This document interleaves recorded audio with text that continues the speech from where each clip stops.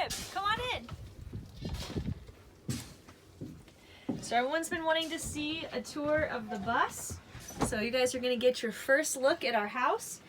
Really quick, we do manually lock ourselves in, so it's impossible to get into the bus from there.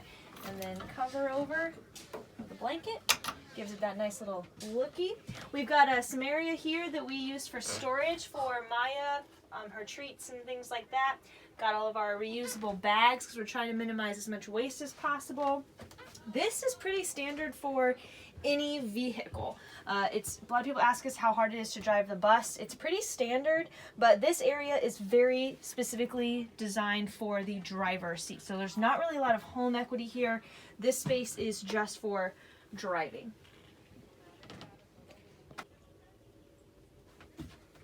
All right, so next up is our living room. A lot of people, because we live in a bus, they're like, wait, you have a living room? We have a couch, just like everyone else. What's really great about this couch is it pulls out into a full-size bed.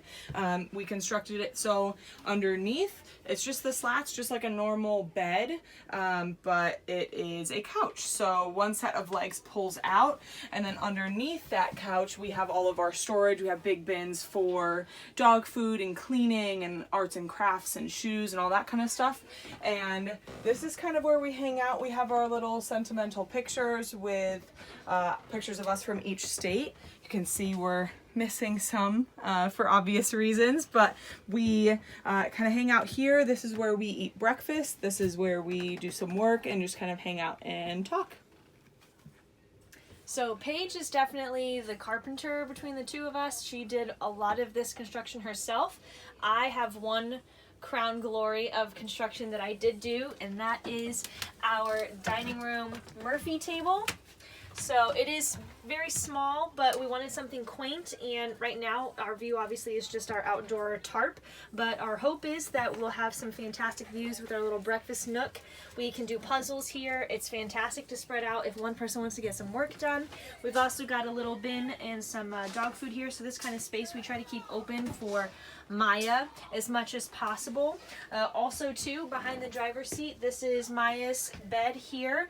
All of her stuff is taken out because we were camping, but this is where she sleeps and kind of has her space. So even though we are on a very small 27-foot long bus, there is still very adequate space for having a pet as well. All right, next up is our kitchen, which is probably the biggest space that we have in the bus. And so here we have our water system. We just have 3 gallons of drinking water. That's a gravity filter. And then underneath we have our 2 main storage containers or storage units for the kitchen, all of our utensils and all that kind of stuff. We have our fridge and freezer, which I built onto wheels, so it slides out, and then these open like such. It's nice because it really stores back in nice and easily. And then we have bungee cords that we put across so it doesn't roll as we drive. We have our glass tile hot plate kind of area, and this is where we have our 2-burner stove, propane stove. Next we have our sink, which is really nice. It's nice and large, so we could put a lot of dishes in there because we always have dishes. And underneath we have our water storage. We don't have any actual plumbing in the bus. This is a foot pump that you very often see at festivals or concerts where you have the foot pump sink. It's the exact same apparatus. We have our fresh water and then our gray water when we do dishes or wash our hands or brush our teeth, that kind of stuff. Then we have some more kitchen storage underneath here. These cupboards were the only real things that we kept as is. We just kind of replaced them and moved them around as we transformed the bus. I think one of the most difficult parts of moving from the apartment that we were in to the bus was finding a place to delegate all of our stuff in storage and having storage on the bus. And so Paige did a great job finding storage underneath the couch for us. And then we also have all of this storage here that goes all the way back to the other complete side of the bus. So although there are only 4 cabinets here, they actually go pretty deep. So we've got a lot of this is our tea, coffee, cups, things. This is our bathroom one that is double and goes all the way back. And then we also have 2 compartments that are dedicated just specifically for food. And again, they're pretty deep in terms of storage. I think we did a great job of using as much space as possible and then just making sure stuff always gets put back in its place. All right, and last up or next up is the bathroom. It is small but very functional. It has everything you need and not anything more. It's built over one of the wheel wells, which we are trying to use that space to the best of our ability, and it bumps up to our storage, which we just talked about. And so we have a Nature's Head compost, no water needed toilet, which is absolutely amazing. It gives us the flexibility to move around and not be worrying about where we're going to dump all of our waste. So we have our little medicine cabinet, which is on this far wall. And as we are sitting in the bathroom, it is a little tight, but we have a nice, beautiful view of trees today. And this is kind of your view. And we have our medicine cabinet, like I said here, and that kind of obviously holds everything we need. And then we have our little bathroom garbage, along with our inverter switch and a check for battery power. And then lastly, we have our bathroom storage, which is just toilet paper and tissues and all that kind of stuff, and the absolutely beloved huge thing of hand sanitizer. So that is the bathroom. Okay, and coming off the bathroom, now I'm in the bedroom area. We've got bookshelves lining most of it. That was something that was really important to me, was to have an area that we could put our books for travel. We do have the most windows and the most light here in the bedroom, so we've got several curtains, kind of just the back door open so you can see. It's actually a fantastic place to just lay and kind of enjoy the scenery. And then we also have a lot of these storage boxes here as well, and then just kind of a little bookshelf, little nookie. But yeah, I mean, this is very spacious. A lot of people ask about what kind of bed do we have in the bus, and I think they assume it's like a little army mattress pad, but we actually took the bed that was right out of our apartment, and Paige built this perfectly to size so that it fits in here completely, and it's all very secure. And then underneath here we just have a lot more storage under there as well.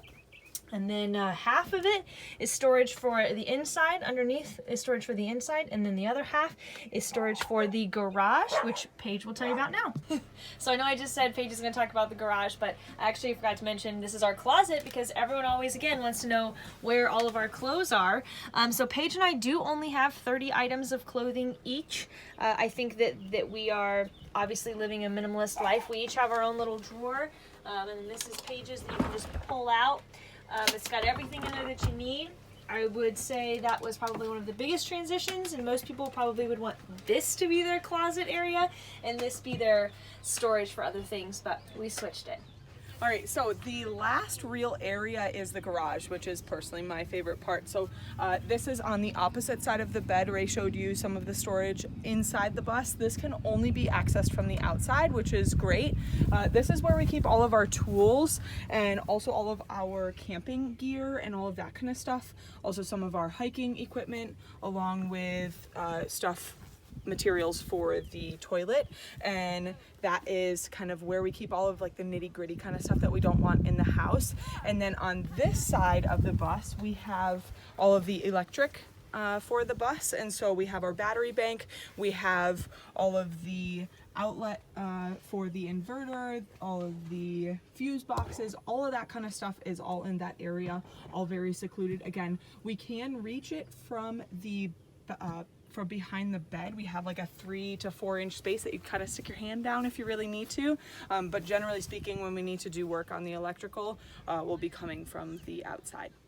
So kind of in conclusion of the bus tour, we also wanted to answer some frequently asked questions of what we're always asked about living on a bus. So what's the hardest thing for you that has been in transition since we've lived on the bus? You know, I think the most difficult transition has been just the amount of space and the lack of things that we have, which, to be honest with you, I don't remember a single thing that I truly miss that I've gotten rid of. You know, but I think it's a little overwhelming when you live in a 1,200 square foot apartment and you get everything down to 150 square feet on a school bus. I mean, it's really kind of scary to think about. And I think that's been the biggest transition, is just recognizing that we don't have a lot of stuff, but we have everything that we need. Right. You know? Yeah. So I love it, but it was also a really, really big transition too. And I think a big solution to that, because I'm right there with you. Yeah. I think a big solution to that problem for us was also to find. You should just keep this in there. Was to find a place for everything. Yeah. Like, that was the hardest part. And now that everything has a place, I feel like it's a lot better. Yeah, I agree. Yeah, and I think that was also because we moved into the bus before it was actually completed. We lived out of totes for so long. It felt like everything was in totes for what seemed like 80 years. And in reality, it was only like 2 months, but that was a really big transition too, is just finding a place where there's not really a whole lot of space to begin with for all of our stuff. So Yeah. I think it was also really important just to reemphasize the lack of things, because we don't have a lot of space on the bus. I mean, Steve is 27 feet long front to back, and so he's not a full-size bus, and so not having a lot of space was important when we were discussing what we kept and what we didn't keep. What's a question you want to ask me? I would say I think one of the most common questions that we get asked is like, would you change anything? Like, would you do anything different? Well, it's hard to say because of course, like right now we're having to change so much of our plan because of the virus, and so it's like, I mean, I wish we would have had more time. Honestly, I don't feel like I would change anything because I feel like it's been such a learning curve. The one thing I really do wish is we had a shower. Yeah. That's been hard. We shower at Planet Fitness, but now that Planet Fitnesses are closed, we were showering at truck stops, and then now we're parked somewhere, thankfully, that we have the ability to shower and hose off. But it's like, I wish that if we were really truly going to call ourselves self-contained, I feel like we would need some mode of a way to bathe ourselves. Yeah. That's like the one thing. And like space-wise, like we could have just made our bathroom a wet bath. It would have been a lot more work and a lot more plumbing, but I think we could have swung it. It was just, we didn't see the value in it at the time. Yeah. But now I don't like being reliant on anything. Yeah. So yeah, I think I that would be. agree. What about you? Would you change anything? No, I don't think so. I think everything happens for a reason, and I mean, if I could change one thing, it would be that this virus wouldn't have happened. But here we are. So here we are. But it's everything happens for a reason, like I said, and I don't regret anything that we've done. I just hope and send the good vibes out there that everyone recovers quickly and we can find a solution to the problem, and so we could just continue, selfishly.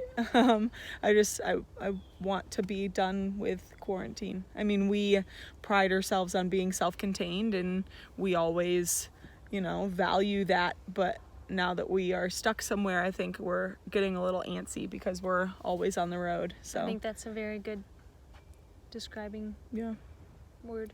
Well, thank you. I think that's it. If right? you have any questions that we didn't answer, or if there's like a specific part of the bus that you want to know more about, contact us. Yeah. Right? Like, give us something to do. Yeah, seriously, because we work remotely, so that's really nice. But when you're used to driving and setting up shop and to airing down shop and continue driving, when you don't have to do that every day, you find yourself kind of twiddling your thumbs, and I've found a lot of projects to do in the meantime. But what of all of our contact things? Go. Yeah, so we you can contact us here. You can leave us a comment on YouTube, or you can send us an email, teachersturnedskoolies@gmail.com. You can also reach out on any of our socials, Instagram, Facebook. We also have a podcast, so if you're like, oh my gosh, this is really cool that these two girls live in a bus, we have a podcast. It's Teachers Turned Skoolies, the Year of Travel. We're on anywhere you listen to podcasts, we're there. You can just search Teachers Turned Skoolies and it should pop up.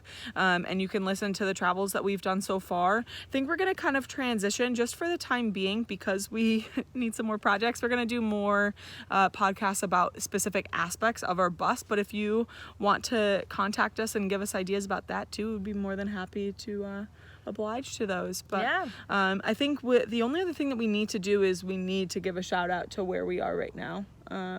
because without them, I think we would kind of be out of luck. Yeah. And so we are currently staying with some friends in South Carolina, a little town in South Carolina, and we just really value and appreciate them. So thank you, Matt and Michelle, for hosting us. You have been a blessing in more than ways than one, and we just really value and appreciate you. And thank you also to Courtney and Quinn. They are friends with Matt and Michelle and kind of gave us the contact information, and without them we would really be lost. And so thank you to Courtney and Quinn.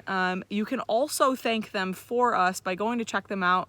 They are a band, and entertainment is one of the first things to go when everything goes nuts. So go like them on Instagram. And Courtney, Lynn, and Quinn is the name of the band. Yeah. They're absolutely amazing. Definitely go listen to their music. They're on YouTube as well. So as soon as you're done watching this, you can search Courtney, Lynn, and Quinn and go listen to all their stuff. They're an amazing couple. Yeah. They're also married as well, which is great. And just, you got to support the little guys. So go check them out. And thank you again, guys. We really, really appreciate you. Bye. Bye.